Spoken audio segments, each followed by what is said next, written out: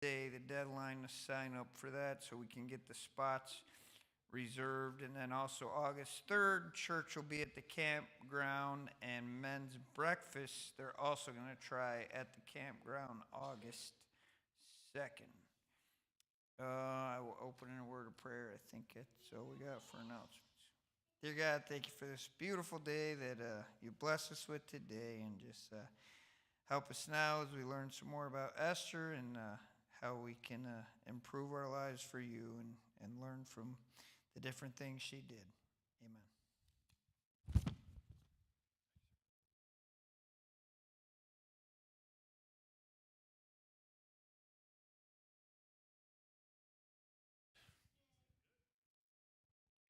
Making sure I was not out of battery, and he was just late on the switch.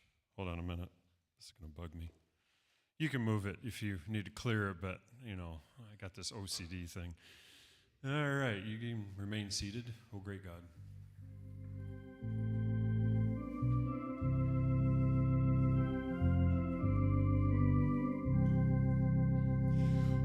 Oh, great God of highest heaven, occupy my lowly heart. Own it all and reign supreme. Conquer every rebel power. Let no vice or sin remain that resists your holy war. You have loved and purchased me. Make me yours forevermore. I was blinded by my sin, had no ears to hear your voice, did not know your love within, had no taste for heaven's joys. Then your Spirit gave me life, opened up your word to me. Through the gospel of your Son, gave me endless hope and peace. Help me now to live a life that's dependent on your grace. Keep my heart and guard my soul from the evils that I face. You are worthy to be praised with my every thought and deed. O great God of highest heaven, glorify your name through me. We usually do that little last part, but we're going to skip it this time. We repeat the end, but we'll skip it this time. We haven't done this in a while. Yeah, I know. We didn't practice that last part.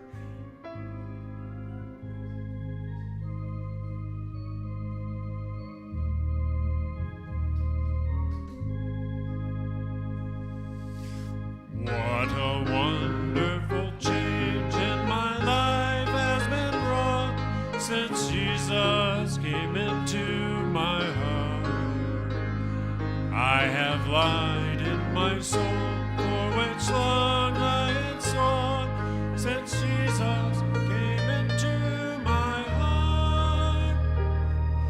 Since Jesus came into my heart. Since Jesus came into my heart. Floods of joy o'er my soul like the sea billows roll. Since Jesus came into my heart. I have ceased from my wandering and going astray. Since Jesus came into my heart. And my sins, which were many, are all washed away. Since Jesus came into my heart. Since Jesus came into since Jesus came into my heart. Floods of joy o'er my soul like the sea billows roll, since Jesus came into my heart. I shall go there to dwell in that city I know, since Jesus came into my heart. And I'm happy, so happy as onward I go, since Jesus came into my heart. Since Jesus came into my heart. Since Jesus came into my heart. Floods of joy o'er my soul like the sea billows roll, since Jesus came into my heart.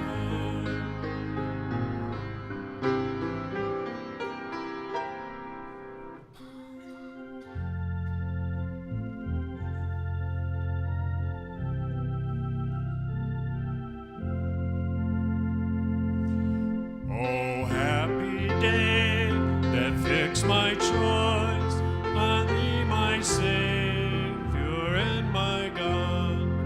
Well, may this glowing heart rejoice and tell its raptures all abroad.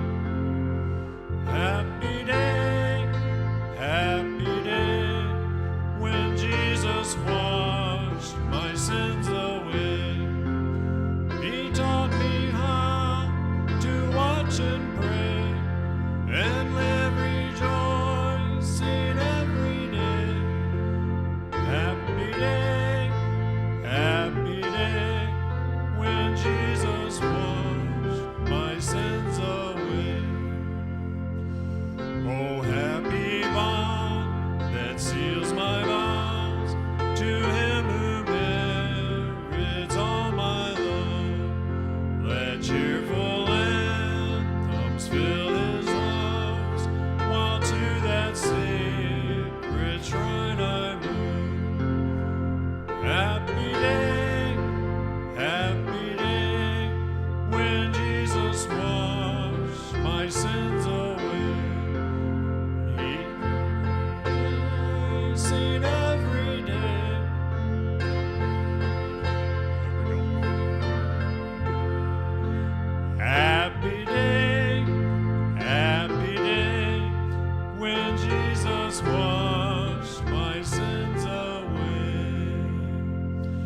'Tis done, the great transaction's done. I am my Lord's, and he is mine. He drew me in, I follow on, charmed to confess the voice divine. Happy day, when Jesus washed my sins away. He taught me how to watch and pray and live rejoicing every day. Happy day, when Jesus washed my sins away. Now rest my long divided heart, fix on this blissful center rest, nor ever from my Lord depart, with him of every good possessed. Happy day, when Jesus washed my sins away. He taught me how to watch and pray and live rejoicing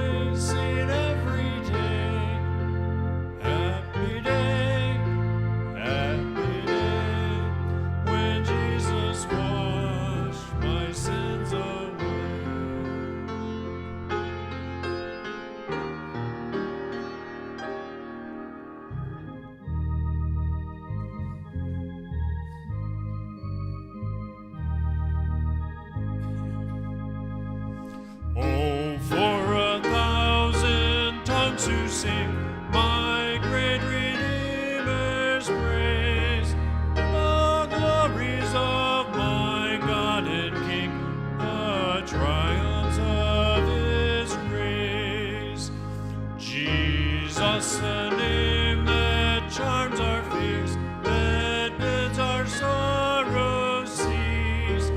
'Tis music in the sinner's ears, 'tis life and health and peace. He breaks the power of canceled sin, he sets a prisoner free. His blood can make the foulest clean, his blood availed for me. Hear him, ye death, his praise ye dumb, your loosened tongues employ. Ye blind, behold your Savior come, and leap ye lame for joy. My gracious Master and my God, assist me to proclaim, to spread through all the earth abroad the honors of thy name. All right. Jeff, if you would, please. All right, good evening. Here we are again. And yes, I am moving this off center because it gives me a better aisle to walk through and walk backwards through, as I do occasionally. All right. I need 2 people to come and distribute these. And I thought I would see Kayla and Samuel. Do you guys want to hand them out? Can you help me out, Kayla? All right. All right.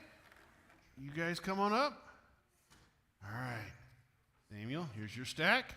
Well, your stack was bigger. Let me give you 4. Okay. All right. There's your stack. There's your stack. Now hand them out. Now listen. You get a candy for passing them out. How's that? Samuel, get your candy, buddy. There you go, bud. All right. So I've got Samuel and Kayla handing them out. You got it? She's confused. All right. You may have to share the candy with your dad. Oh, that was this morning's outline. Don't want that. All right. So, what is the name of the queen who got herself in trouble and then didn't get to be queen anymore? Mr. David. Vashti. Very good. All right. So, Vashti got herself in trouble, didn't get to be queen anymore. Let's see. I got to get to my review questions. Who is Esther's cousin that we've been studying? All the way to back. Muggsy? Did you have it? Mordecai. Very good, buddy. Good job. Good job. All right. So Mordecai is Esther's cousin. Now, why is it that Mordecai has been raising Esther? Why did Mordecai? Mo in the back. Her parents died. Yes. So Mordecai is basically her foster dad as well as being her cousin. All right. Let's see. This is a fun one. Who knows Esther's nationality? Now, we're doing some review questions, so if you're not familiar with these answers, it's because we've already done them. But who knows Esther's nationality? Sam? Her and Mordecai. Very good. That's pretty much it. I'm sure she has, other family that probably knows, but, Mordecai's parents or something. But anyhow, so they have kept that quiet and haven't told everybody that she is a Jew. All right, we are studying Esther, the Jew that became queen in the court of, okay, this was like half unwrapped. I don't think we should eat that one. All right, she became queen. Oh, does anybody remember the name of the king that lost his wife. I shouldn't have said all of that. All right. Anybody besides my kid? Miss Katrina. Ahasuerus. Yes, Ahasuerus, also known as Xerxes, Artaxerxes, Xerxes the First. Couple of names floating around there. All right, let's pick up Esther chapter 2. Esther chapter 2. I think I actually left a cliffhanger last time because Esther wasn't queen yet. So we waited to see, would she become queen? And then I spilled the beans on that already. So, Esther chapter 2, verse 16. Now remember, each one of these women who've been brought, they've been taken, not by their choice, but they have been taken, and they have their one night to get to know the king and then see how that goes. So, verse 16, and when Esther was taken to King Ahasuerus into his royal palace in the 10th month, which is the month of Tebeth, in the 7th year of his reign, the king loved Esther more than all the women, and she won grace and favor in his sight more than all the other virgins, so that he set the royal crown on her head and made her queen instead of Vashti. Then the king gave a great feast for all his officials and servants. It was Esther's feast. He also granted remission of taxes to the provinces and gave gifts with royal generosity. All right, now, when was it Esther's turn? Remember, it took a long time, so when was it her turn, Zach? Okay, 10th month of which year?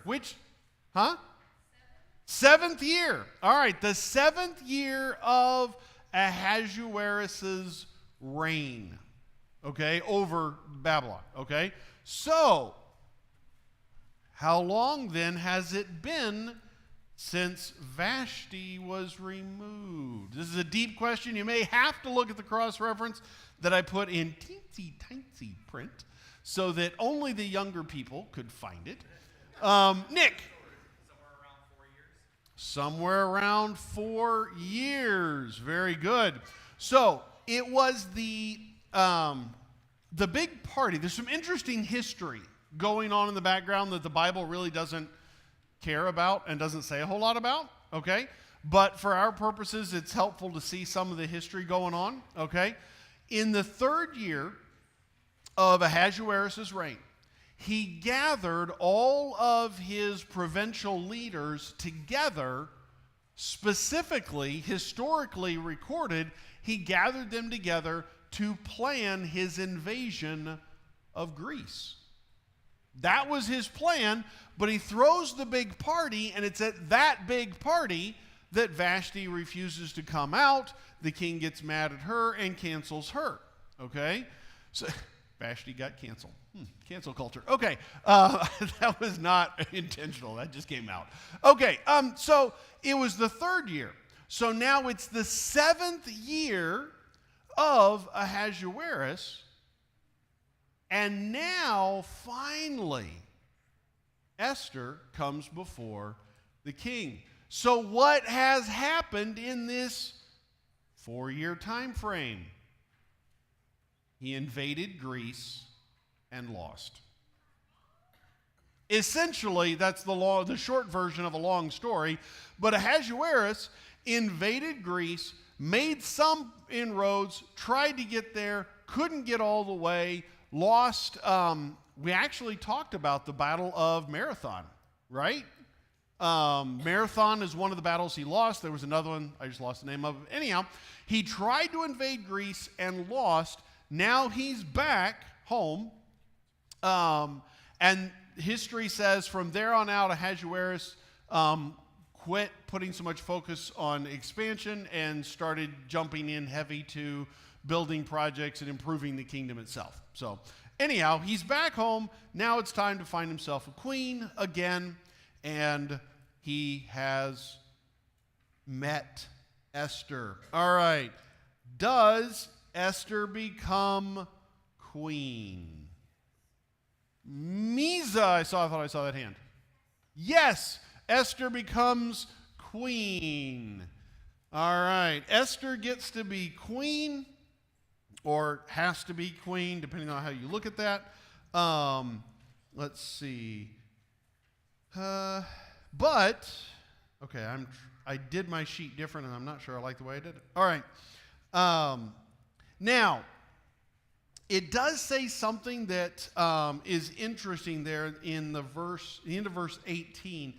The ESV reads it, he also granted remission of taxes to the provinces and gave gifts with royal generosity. He has a big party to celebrate his new queen. And some translations, and I looked up the word, apparently it's vague. It could have meant that he, how did that put that? That's why I write this down. All right. Could mean that he declared a holiday from work, or that he declared a remission of taxes in the provinces. It was a big celebration, and either he said it's going to be a national holiday and everybody's going to take a couple days off and we're not going to work, or he could have said it's going to be a big national celebration and the provinces don't have to pay part of their taxes. It was a vague term, but because some, as I looked at it, some translations say it one way, some translations say it another. So if it looks odd in your translation, that's why. Because it can be translated either way. Now, so she's queen. Well, what happens next? Chapter 2, verse 19. Now, when the virgins were gathered together the second time, Mordecai was sitting at the king's gate.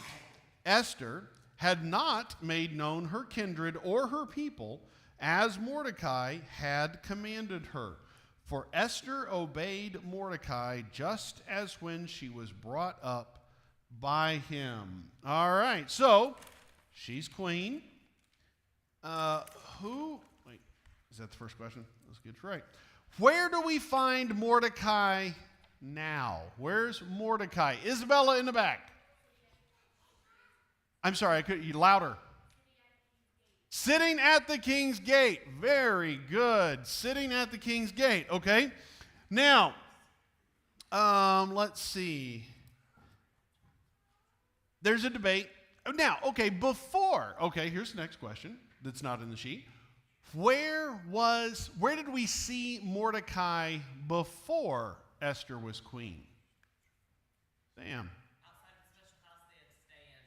Outside of the special house she was staying in. So yes, he was kind of staying in the area. Wherever she was, he seems to show up there. Now, on this one, because of this and some things that we'll see later in chapter 3, most people, although it never explicitly spells it out, most people figure at this point Mordecai has ended up in some form of a honestly low-level bureaucrat type position. He is working for the king, and that's why he's in the king's gate, and later he's gathered together with the other king's servants, so it really looks like he's somewhere there serving the king and doing something for King Ahasuerus at that point. So now he's at the king's gate. Has Esther revealed her nationality? Kayla? No, she has not. All right. Silas, do you know why she hasn't? Why has she not? Because she doesn't have to. Not the answer I'm looking for. Nice try. Isaac? Because she was obeying Mordecai. Bingo! That's actually the really important point here. Could she have been scared to share her nationality? Maybe. History says Persian kings did not generally marry anybody other than specifically Persians and generally from specific bloodlines. So history actually does not like the fact that it says Esther married Ahasuerus. But she didn't have a choice. She was happy to, anyhow, never mind. So she ends up marrying him, and she just never says. Now think about it. She is technically the queen of the Persian Empire when the Persian Empire is the biggest dog in town. They are it. They are apex. And she's the queen. And she still honors and obeys Mordecai, the guy that raised her. Some interesting things to learn and remember with that. Just because your children, if any of our children grow up to rule the United States, I think the biblical example is you still have to obey your parents, okay? Sorry, Connie, I'm not looking at you. I'm looking at my son who's sitting in front of you, okay? Anyhow, yes, even if you become president, you still got to obey your parents, okay? I don't know if that's no, I don't want to obey my parents, or no, I don't want to be president. But anyhow, all right. So, interesting thing to see there. Now, let's pick up in verse 21. Esther 2, verse 21. In those days, as Mordecai was sitting at the king's gate, Bigthan and Teresh, two of the king's eunuchs, who guarded the threshold, became angry and sought to lay hands on King Ahasuerus. And this came to the knowledge of Mordecai, and he told it to Queen Esther, and Esther told the king in the name of Mordecai.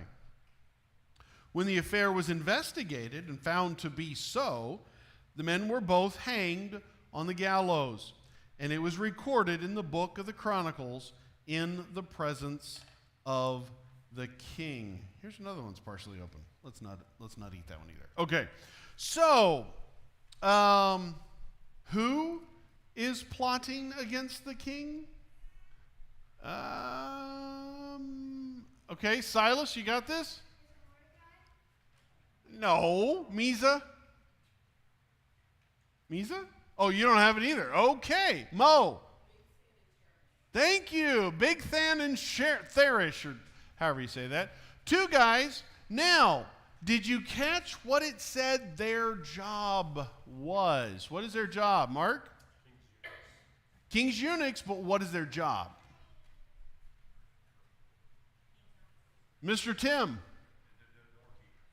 Doorkeepers. They are actually, historically speaking, these were his bedroom door guards.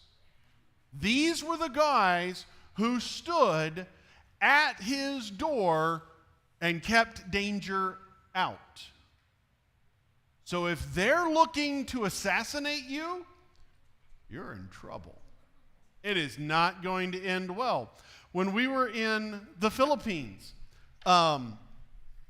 every business you went into had their own door guards. Starbucks had a guard at the door with a 12-gauge shotgun.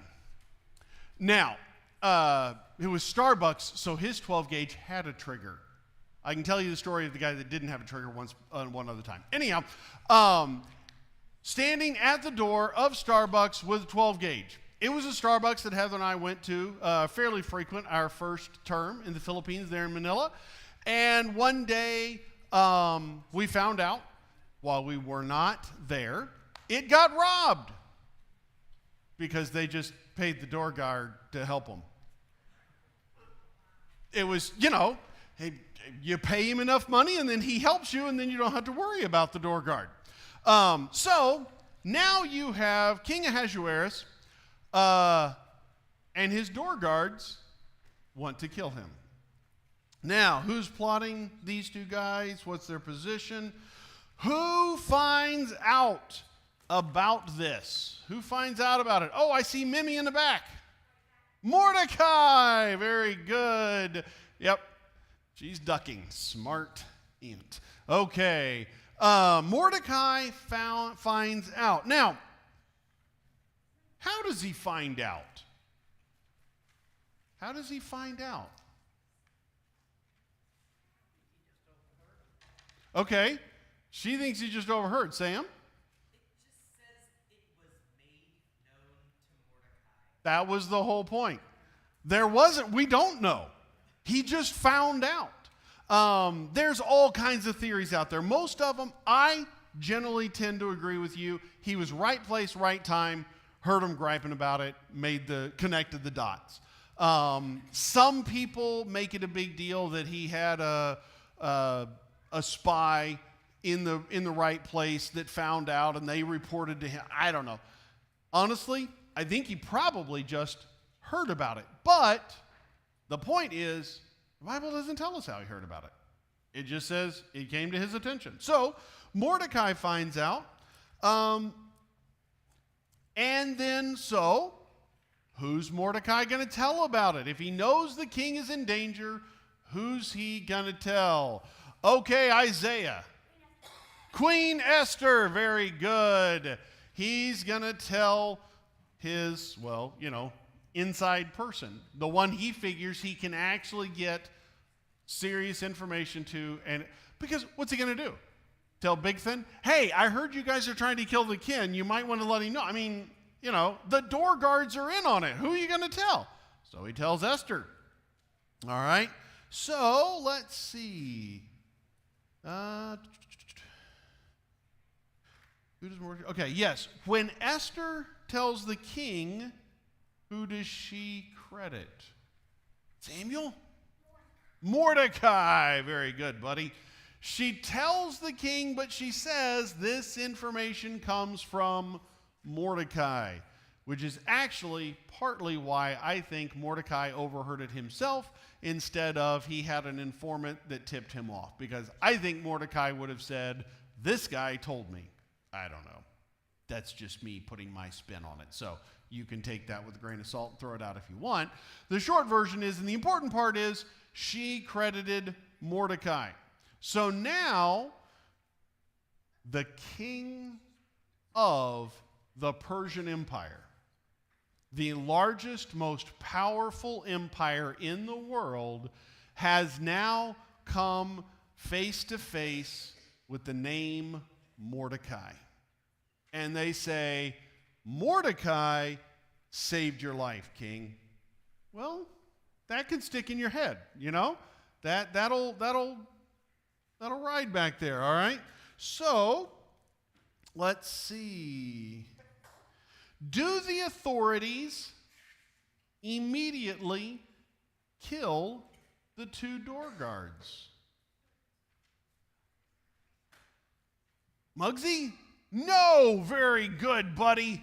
Good job. No, they don't. I find it fascinating that from a socio-cultural standpoint, they have gotten to the point where they actually investigate this.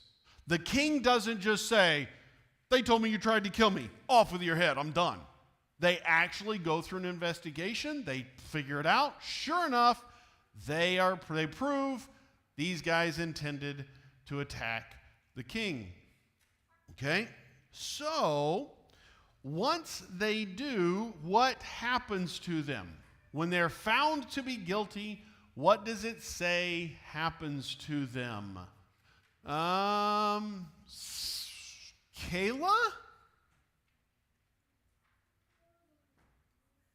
What?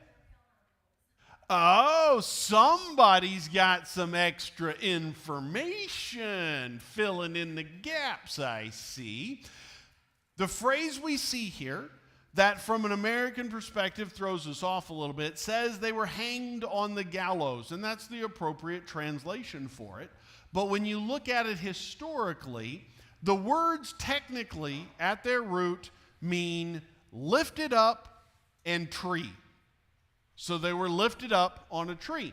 Culturally for us, we think put a rope around their neck, drop them off a gallows, hanged by the neck until dead. That's just how America did it, okay?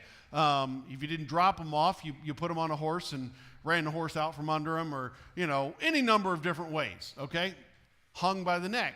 In the Persian Empire, there is no there is no historical records of someone being hung or being killed that way.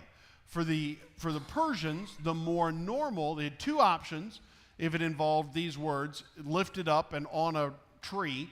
They either impaled them on a stake, and there were multiple different versions of this that took place. They either impaled them on a stake, or the Persians were already at this point practicing different forms of crucifixion. So it could have actually been a crucifixion style death. They did it different than the Romans, but the concept was still the same. The arms were stretched out, your weight was all on the arms, eventually you asphyxiated, okay? Either one, these guys died a sorrowing death, a horrible death, okay? Whether it was impaled or hung up crucifixion style, either one, if you see it's related to the Persian Empire and it says gallows, they were impaled, most likely, okay?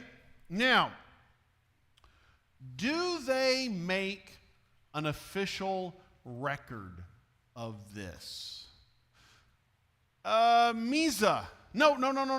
Mimi, sorry, wrong one. Yes, they do. A lot of these kings and emperors would have basically, for lack of a better term, personal transcriptionists that would follow them around and record the details of their day, and they would save them in royal archives so that they had the results of what did Ahasuerus do, what decisions were made, what was going on. And so this was recorded in those archives. Okay? So now we have Mordecai saving the king's life, Esther playing a part in saving the king's life. She's queen. So, who do you think is going to get a promotion? Let's look. All right, Esther chapter 3. After these things, King Ahasuerus promoted Haman, the Agagite, the son of Hammedatha, and advanced him and set his throne above all the officials who were with him. And all the king's servants who were at the king's gate bowed down and paid homage to Haman, for the king had so commanded concerning him. But Mordecai did not bow down or pay homage. So, who gets promoted? Isabella? Haman. Did Haman save the king's life? No. Does this feel fair? No. It doesn't feel fair, but sometimes, well, I tell you what, kids, I will completely blow your minds. Parents, you may have never thought to tell your kids this. Life isn't fair. There's that. Pretty sure most of you kids have already heard that one. But anyhow, so Haman is promoted. He's described as Haman the Agagite. It might reference him as being in the family line of the Amalekite king Agag, but it's a pretty far stretch, and there's a lot of distance between Agag and the Persian Empire. So most historians really don't think that's what was going on. They actually believe normally that it was a local region that everybody would have recognized, and so they would have known, okay, Haman is from this area. I don't know, Haman the white pigeon guy, I don't know, that kind of thing. So they didn't have, but Agagite is how you pronounce it, I think.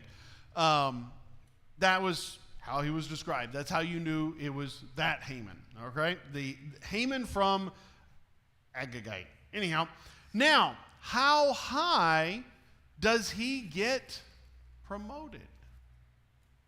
How important does he get to be? Looks like I'm going to have to go with we'll go Misa. Above all the other officials. She ends up, talking to the little girl back there. Okay, Haman ends up as second in command of the Persian Empire. He's got some power. All right. So, all right. Now, it says something about the king's servants, and this is what I was talking about. All the king's servants, where were these king's servants that it's talking about? Where are they at? Mo? The king's gate. Who else that we know of has been hanging out at the king's gate? Mordecai. Yes. So this is where Mordecai is right there at the king's gate with the other king's servants. You put two and two together and you say, it looks like he was quite possibly part of this group, part of this crowd. Now, what are they doing? What are these men doing for Haman? What are they doing for Haman? Isabella? You got to be louder.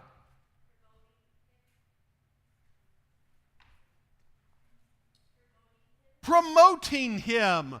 Okay, they're promoting him, but even a little step further than that, they're bowing down to him. They're honoring him. They're showing him great respect. Now, was this voluntary? Did they have an option to do this or not do this? All right, I got a lot of kids getting hopped up on sugar. Can I get an adult? Was this voluntary, Mr. Myron? Yes. Yeah, I'm sorry. I have to give that one to Kenny. All right, it says there. Your participation was voluntary. Nope. You were supposed to do it, but Mordecai didn't do it. We'll get there. But he didn't do it, so it wasn't. We'll get there. Hang on. What does verse 2 say? For the king had so commanded concerning him. How is that voluntary? Seriously. Huh? Yes. No, but they're still required to do it. It's against the law to not do what the king says. I do not understand why we're arguing that. All right. So, it is not a voluntary action, it is required. Now, the reason I actually bring this up, culturally speaking, it was normal to do this.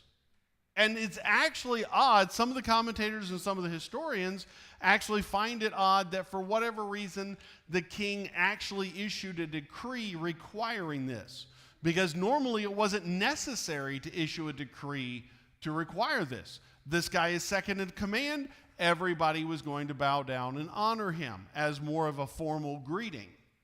But does Mordecai participate? Isabella? No, Mordecai does not participate. He makes the choice to disobey the king and refuse to participate. All right? Now, couple more. Let's pick up in verse 3. Chapter 3, verse 3. There we go. Then the king's servants who were at the king's gate said to Mordecai, "Why do you transgress the king's command?" And when they spoke to him day after day, he would not listen to them. They told Haman in order to see whether Mordecai's words would stand, for he had told them that he was a Jew. Keep going. And when Haman saw that Mordecai did not bow down or pay homage to him, Haman was filled with fury. All right, so who is pressuring Mordecai? Who's pressuring Mordecai? Miss Heather. The king's servants. His co-workers, you could say. His co-workers are pressuring him. Now, what do we call that in today's society? Peer pressure. Who said that? Miss Marion said that. I can't throw it at Miss Marion. I have to hand deliver it. Okay, there we go. All right. Miss Marion throws in the right word. Peer pressure. That's what we call it today. Folks, it didn't start in America. It didn't start with your generation. It's been going on forever. They're pressuring him. Come on, man. Come on, dude. You have got to do this. The king said you got to do this. Come on. So they keep after him day after day. Now, Mordecai, they take it and they say, they're looking at this because Mordecai told them he was a Jew. So apparently Mordecai has leaned on his nationality and said, listen, guys, I'm a Jew. It is against my religion, it is against my beliefs to bow down to any man. So did I put this question in there? Let's see. Yes, so what do the servants do with this information? What are they going to do? Moses? They go tell Haman. What is it? I won't ask it, I'll state it. They come to Haman and they tell Haman because it says they wanted to see if Mordecai's words would stand. What they wanted to see was, is Mordecai going to get away with this? The king said he's got to do this. He's not doing it. So we want to know if he's going to get away with this. Are there going to be repercussions? As Myron pointed out, Haman's not doing it. Is anything going to... Mordecai's not doing it. Too many names. Mordecai's not doing this. Is he going to get away with it? The thing is, if Mordecai gets away with it, guess what? They're going to quit doing it too. Well, hey, why should I if he doesn't have to? So, how then, once they bring Haman's attention to it, how does Haman feel about Mordecai? Mr. Tim, filled with wrath. He is mad, just simply outraged. He is a man who's been promoted. He is second in command. He very obviously enjoyed the attention that he was getting from the other people, and he wants this to continue, and he's not about to let this stand. Now, what do you think he's going to do about it? This is not a candy question because there's no absolute answer yet. Mo. Okay, Mo says he's going to try kill him. Okay, Sam? Oh, Sam says he's going to go whining to King Ahasuerus. Okay. Samuel, what do you think? What? Did you say whine to the king? No. Strangle him. Okay. Samuel's going with the direct contact methods. All right. Zach? Okay, Zach says he will get him killed. All right. So, now, as we look about this, think about it. Esther is queen. Mordecai has saved the king's life. And yet, Haman gets the promotion. Haman gets the important role. Everybody's making a big deal about Haman. She's queen. Esther's queen. Her cousin is still at the gate with all the other servants. She hasn't used her queenly position to get him promoted. As we look at their lives, we look at Esther. And again, yes, she is queen. But remember, she had no choice in this. She was taken from her home, put into a program, and essentially given to the king because he liked her. She continued to submit to God's plan. And as we look at God's plan, and that's one of the things we get to watch through the whole book of Esther, is watching God's plan unfold. God is using Ahasuerus. He used Vashti. He's actually going to use Haman to get his will done. And when we look at God's will and we just don't understand why, how could this possibly be God's plan for me? We come back to a memory. The memory verse is Isaiah 55. Isaiah 55, verse 9 says, "For as the heavens are higher than the earth, so are my ways higher than your ways, and my thoughts than your thoughts." Folks, we serve an infinite God who knows everything and can speak our world into existence. Guess what? That means he's smarter than me. And he's smarter than you. And even when you don't know and you don't understand, God does. And that's the amazing thing. There are people in our world today that want God to be understandable and fit in a box and do things their ways. I'm thrilled to have a God who is smarter than me. Because believe me, we need a God who understands more and knows more than I do. And as we look at God's plan, and God's plan unfolds for our life, and we say, this doesn't make sense, God says, I know more than you do. I know what's best for you. We see this. We do it with our kids. We do. The kid wants to stick their fork in the outlet. They just do. I don't know who told them that was a good idea, but every single kid somewhere along the line decides that's a good idea. They've got something metal and they see an outlet and they think, yes, sure enough, I'm going to stick this in that outlet. And what do?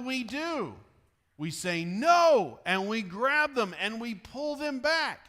And in their little kid mind, we have just committed a horrible act against them. How could you possibly stop me from doing what I really wanted to do? And God sees us and he says, I know you want to do that, but it's going to cause permanent damage. It's going to cause a major problem. And there are times in our lives when God says, I'm just not going to let you do that. And it hurts, but God knows what's best for us. And that kid may be 18 before he realizes that it's not smart to stick things in outlets that don't belong in outlets. I don't know. It may take years before you see and understand why God did something. And in fact, you may never know for sure. And that is called faith.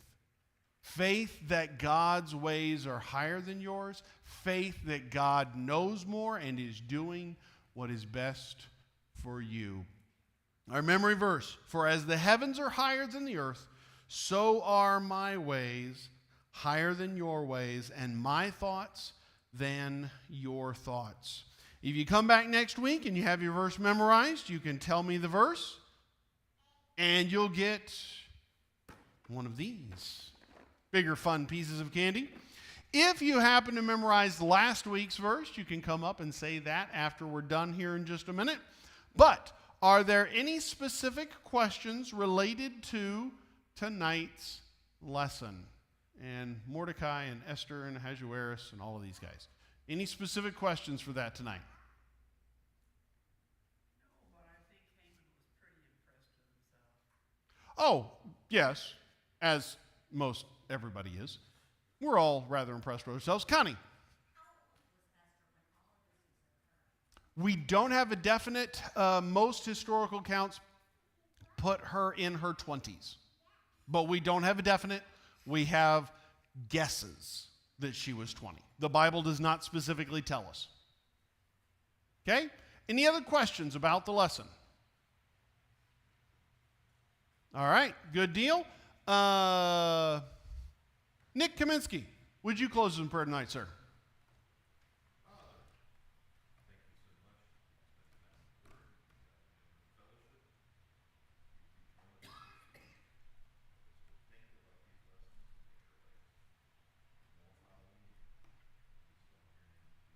Amen.